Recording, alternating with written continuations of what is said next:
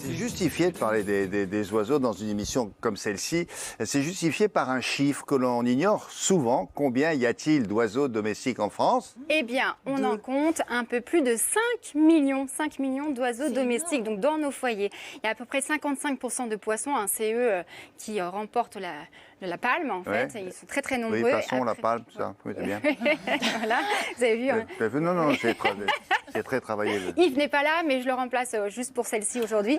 Le chat, 20% et 12% pour le chien. Donc, c'est vraiment, lui, il arrive en 4e position, un des animaux les plus courants à la maison. Alors, des espèces très exotiques, on peut donc retrouver des espèces vraiment, les 3 espèces que l'on retrouve le plus couramment à la maison, c'est la perruche ondulée, les canaris et les mandarins. Mais il y a des espèces beaucoup plus rares, comme celle-ci. Regardez, alors lui, c'est un petit pada. Pada, ça s'écrit comment? P-A-D-A, pada, de Java. Endémique de l'île de Java, vous savez, en Indonésie. Oui. C'est un petit oiseau très particulier parce que c'est une espèce qui n'a pas besoin de cage. Mais comment ça se fait qu'il ne se sauve pas là? Parce qu'il a été apprivoisé.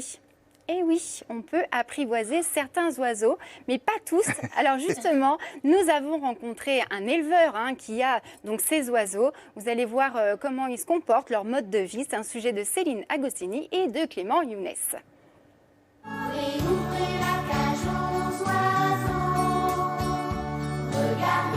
En guise de cage, une bulle ouverte sur l'extérieur.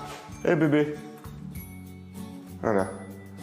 Donc ça, c'est Petite Swan, qui est arrivée il n'y a pas très longtemps, et qui est un bébé super mignon. Swan est un pada, un oiseau endémique de l'île de Java, un oiseau qui peut vivre sans cage. Et ce sont des oiseaux qui, par nature, sont très curieux et qui sont assez proches de l'homme. Donc la condition pour avoir un oiseau sans cage, c'est qu'il soit en fait apprivoisé, qu'il n'ait pas peur de moi. Et non seulement qu'il n'ait pas peur de moi, mais qu'il ait envie d'être dans mes mains et près de moi. Pour cela, pas de secret, ces padas ont été dès la naissance habitués à la main de l'homme. Et tout commence ici, dans la nurserie.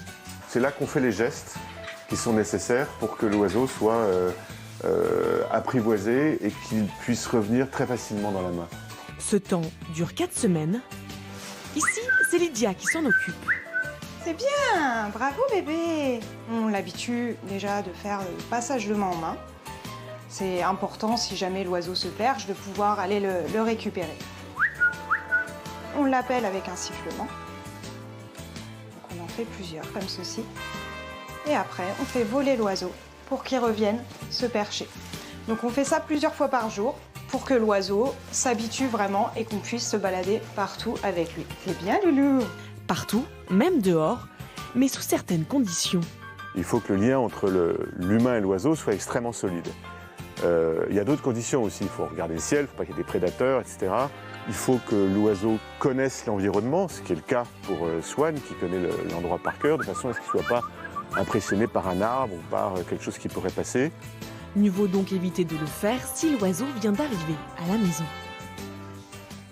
Ah, il prend son bain en plus. Eh oui, vous avez vu ça un peu. Alors, si je cite. Oui. En vrai, on se connaît pas du tout, il est venu se poser sur ma main.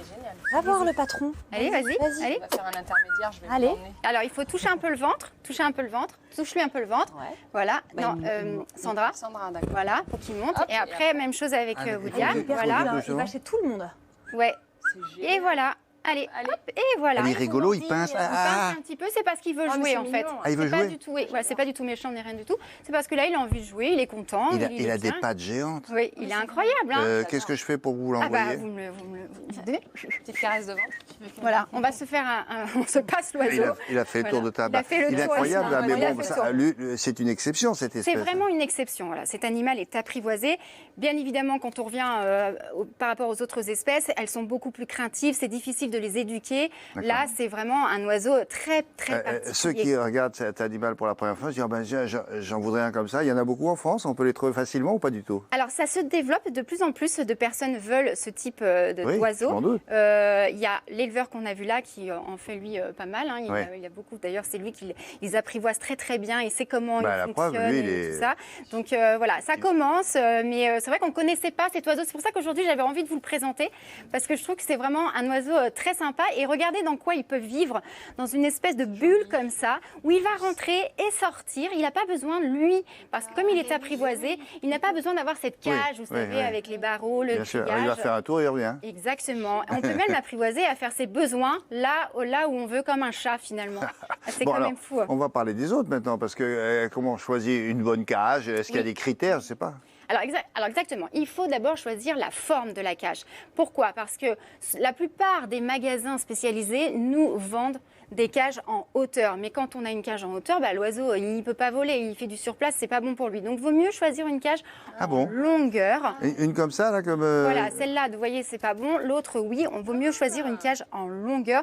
Et bien évidemment, on fait attention parce qu'il faudra de la place pour mettre cette cage. Donc, on fait attention à ça, surtout à la taille de la cage. Par exemple, mon petit oiseau que j'ai avec moi aujourd'hui, il fait à peu près 15 cm. Donc, on choisira une cage qui fait 4 à 5 fois la taille de l'oiseau. Pour qu'il ait un espace vie, quoi. Exactement, pour son bien-être, qu'il puisse voler. Donc, lui, il faudra une cage à peu près de 60 cm. Il est très joueur. Hein. Et 1 mètre pour un oiseau qui fait 20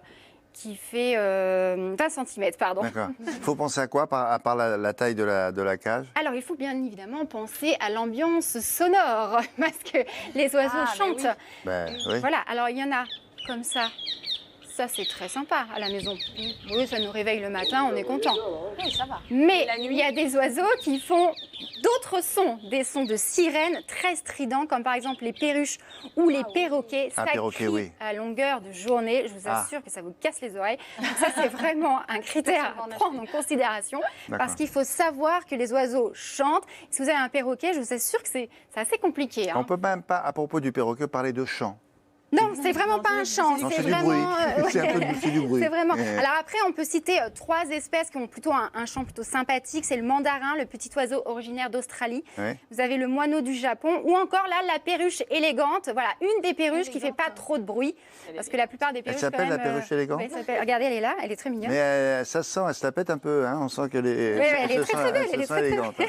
Alors, si on parlait de cage, il y a des pièces à privilégier pour mettre la cage des oiseaux? Alors, il n'y a pas vraiment de pièces à privilégier, mais il y en a une vraiment à éviter, c'est la cuisine. Parce que les oiseaux ont des poumons extrêmement fragiles, donc vous savez, toutes les émanations du feu, des poils, etc. Eh bien, ça peut vraiment être dramatique pour les oiseaux, ça peut les tuer. Donc, on fait bien attention à ça. Et toutes les poils, vous savez, en téflon, avec ce revêtement en plastique antidérapant, les émanations vont provoquer des problèmes à ces oiseaux. Et oui, et du coup, est-ce qu'un oiseau seul dans sa cage, ça peut être heureux, ou est-ce qu'il faut plutôt... Alors, les oiseaux, la plupart des oiseaux vivent en groupe, ils sont grégaires. Donc, c'est évidemment, lorsqu'on en a un à la maison, c'est bien d'en avoir plusieurs pour pas qu'ils soient malheureux, qu'ils soient ensemble. Vous savez, vous connaissez les inséparables et ça. Donc, lui, c'est exactement la même chose. Et je rajoute que les oiseaux, ça vit quand même longtemps. Ah bon? Un perroquet, ça vit 80 ans. Quoi? Oui. Plus que le premier. Ça, c'est quand même quelque chose à dire. C'est quasiment 2 générations. Oui, c'est ça. Donc c'est pour ça que je veux vraiment mettre l'accent là-dessus, parce que qu'on se dit, je vais avoir un perroquet, c'est sympa. Ouais, déjà, ça fait énormément de bruit. Et en plus de ça, ça vit très très longtemps. Donc faites attention quand même. Une perruche, 35 ans. Ce petit oiseau, ça vit à peu près 8 ans. Et ça se développe, ou il garde la même... Alors lui, il est encore petit, il va grandir un Mais petit pas tant peu, que ça, mais quoi. pas tant que Ça ça. va pas devenir un pigeon, quoi. Non. Et vous avez Non, mais vu, c'est bon, c'est bon à savoir, pour Ouais. savoir si on prend une autre cage ou quoi. Ok, très bien. Et voilà. Merci beaucoup, Sandrine.